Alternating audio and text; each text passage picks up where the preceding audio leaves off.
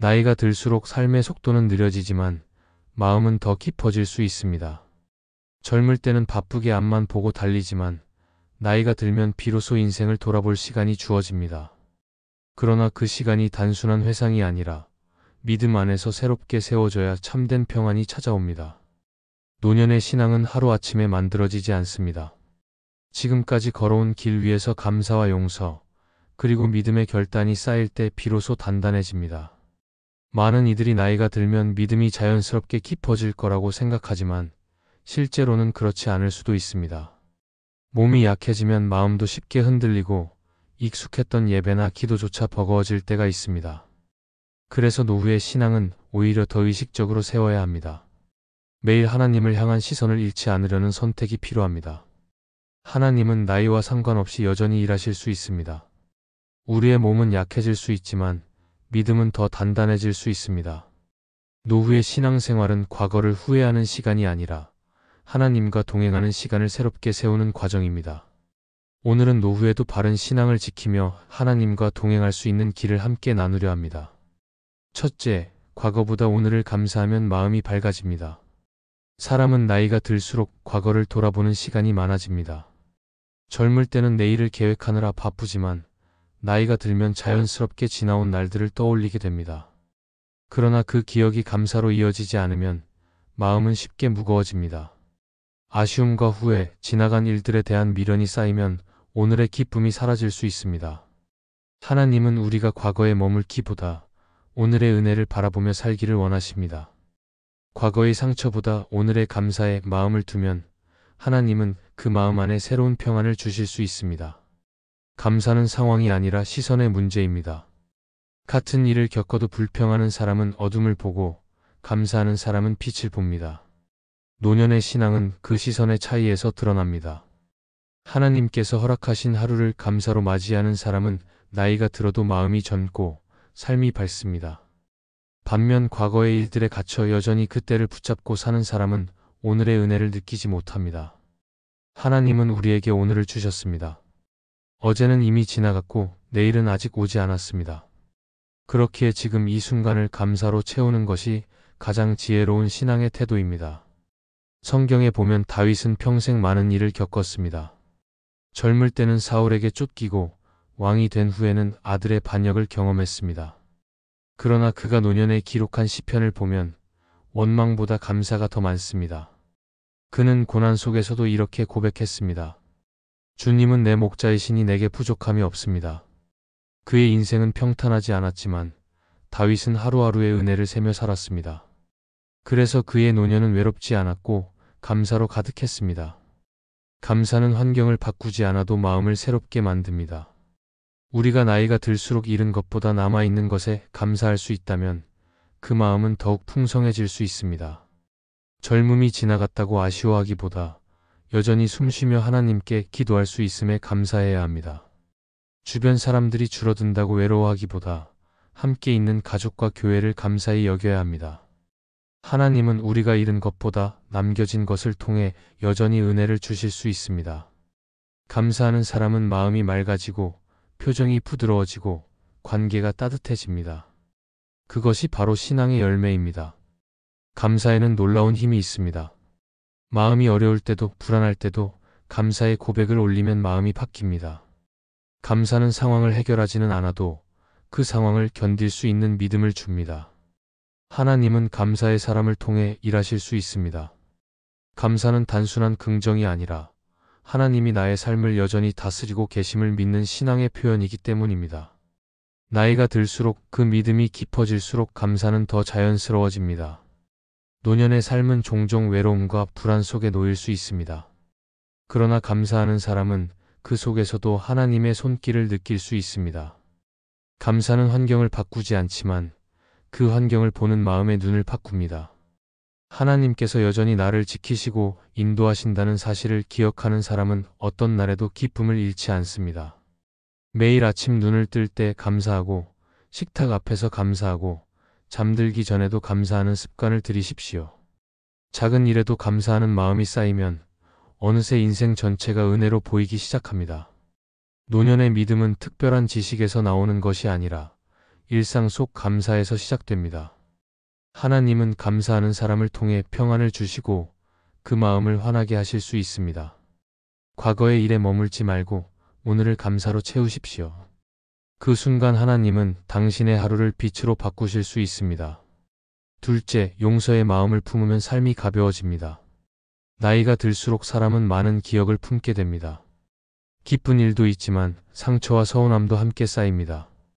젊을 때는 바쁘게 살아가느라 그냥 넘어갔던 일들이 나이가 들면 다시 마음속에서 떠오를 때가 있습니다. 그리고 그때마다 마음 한켠이 무겁게 내려앉습니다. 그러나 하나님은 우리에게 그 모든 것을 품고 살라고 하지 않으셨습니다. 오히려 용서하라고 말씀하셨습니다. 용서는 과거를 부정하는 것이 아니라 과거를 하나님께 맡기는 믿음의 행위입니다. 용서하지 못한 마음은 결국 자신을 더 괴롭게 만듭니다. 미워하는 사람은 잊어버리지만 미워하는 마음은 나를 붙잡습니다. 그래서 용서하지 못하면 마음이 점점 좁아지고 기쁨이 사라집니다. 하나님은 우리의 인생이 그렇게 무겁게 흘러가기를 원하지 않으십니다. 용서할 때 비로소 하나님이 주시는 자유가 찾아올 수 있습니다. 마음속에 오래된 상처가 있더라도 하나님께 그것을 내려놓으면 성령님이 그 마음을 치유하실 수 있습니다. 성경을 보면 요셉은 형들에게 깊은 상처를 받은 사람입니다. 어린 나이에 팔려 노예로 살았고 오랜 세월 억울한 일을 겪었습니다. 그러나 그는 복수하지 않았습니다. 형들이 그 앞에 서서 두려워할 때 요셉은 이렇게 말했습니다. 두려워하지 마십시오. 나를 이곳에 보낸 이는 당신들이 아니라 하나님이십니다. 이 한마디 속에는 깊은 용서와 믿음이 담겨 있었습니다. 그는 자신을 괴롭혔던 일을 하나님의 계획으로 받아들였고 그 믿음이 마음을 자유롭게 만들었습니다. 요셉이 용서했을 때 하나님은 그의 인생을 회복시키셨습니다.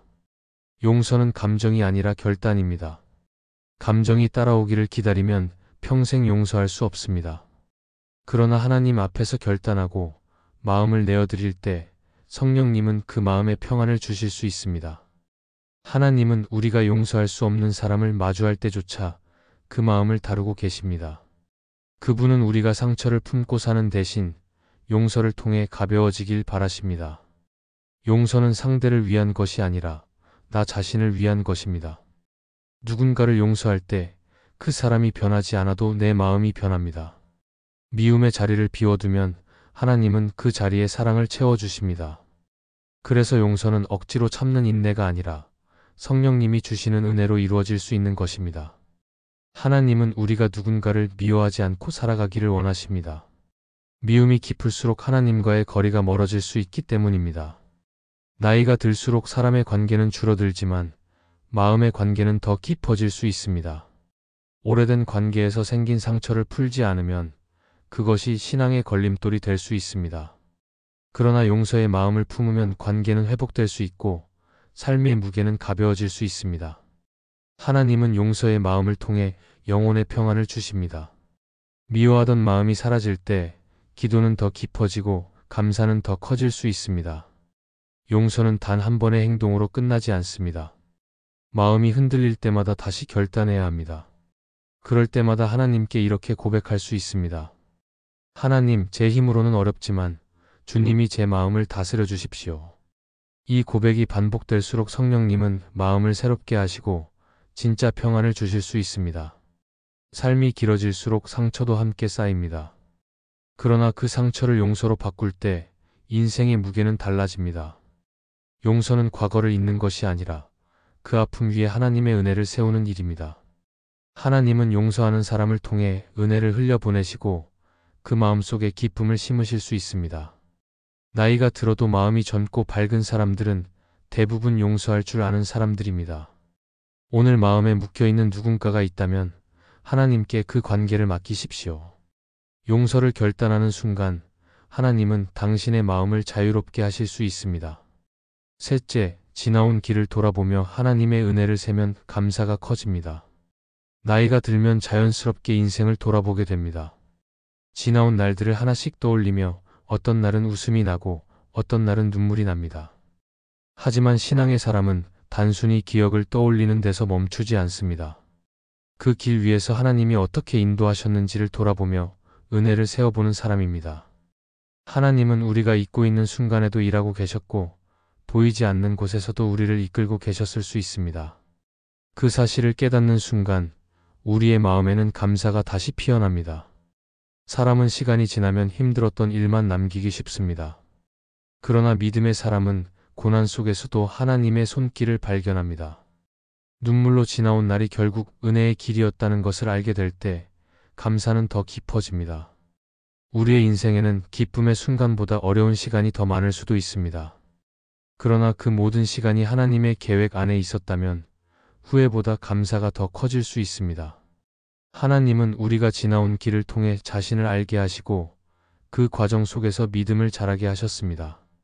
이스라엘 백성도 광야를 지나며 하나님의 은혜를 배웠습니다.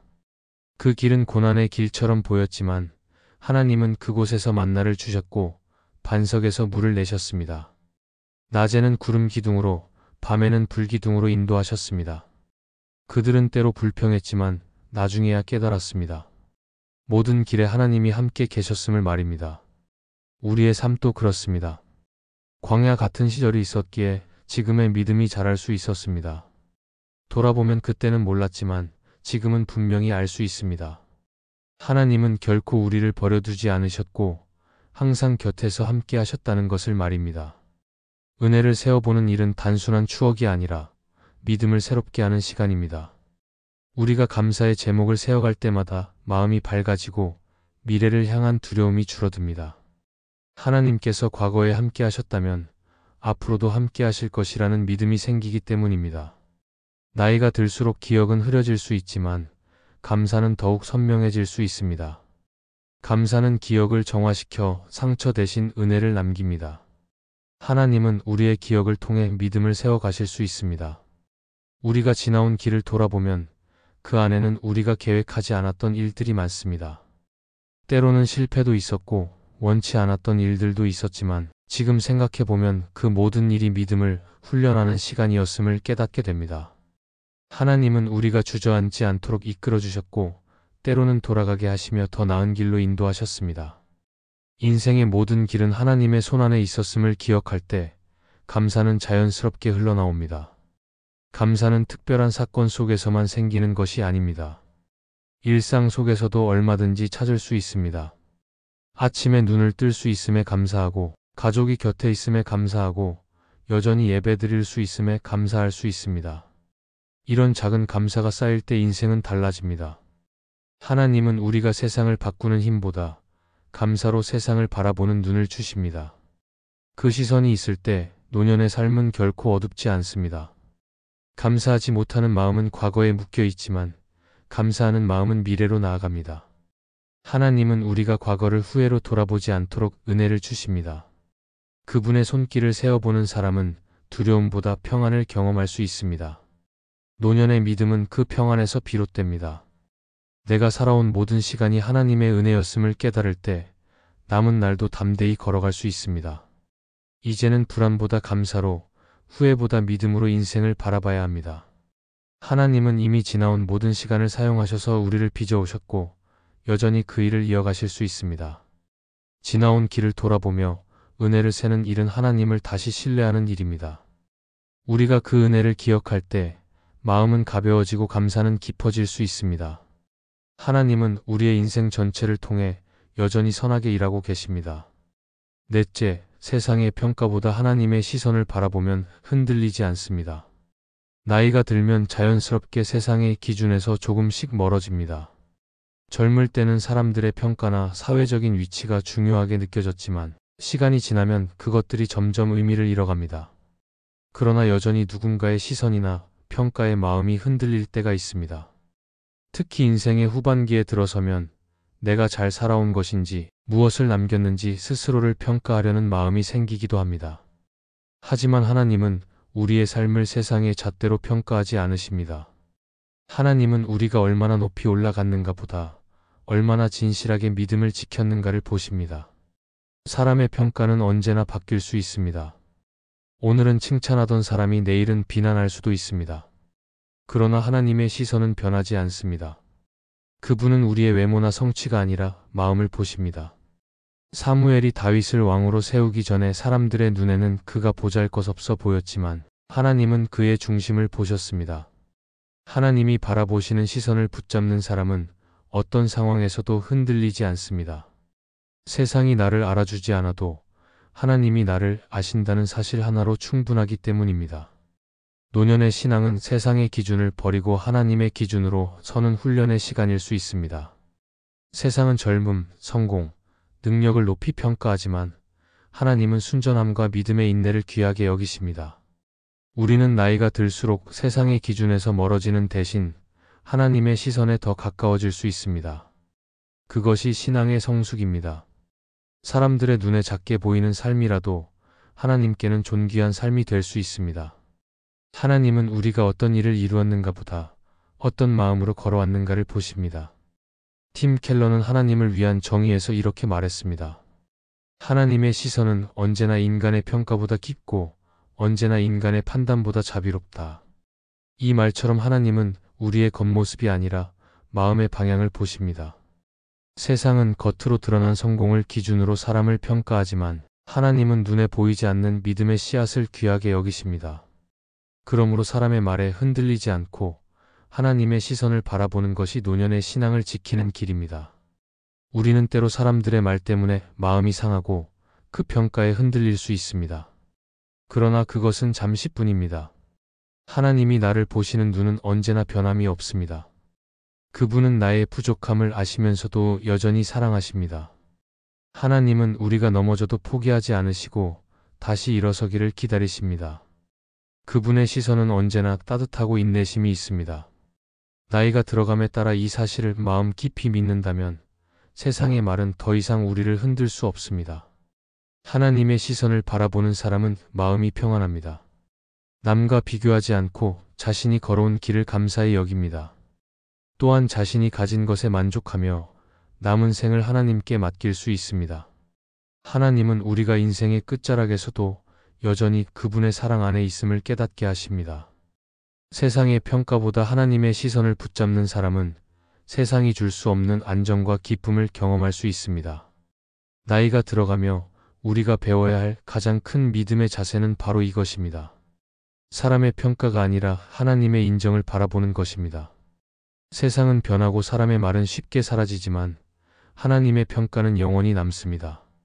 하나님은 우리가 끝까지 믿음을 지키는 사람으로 살아가기를 바라십니다.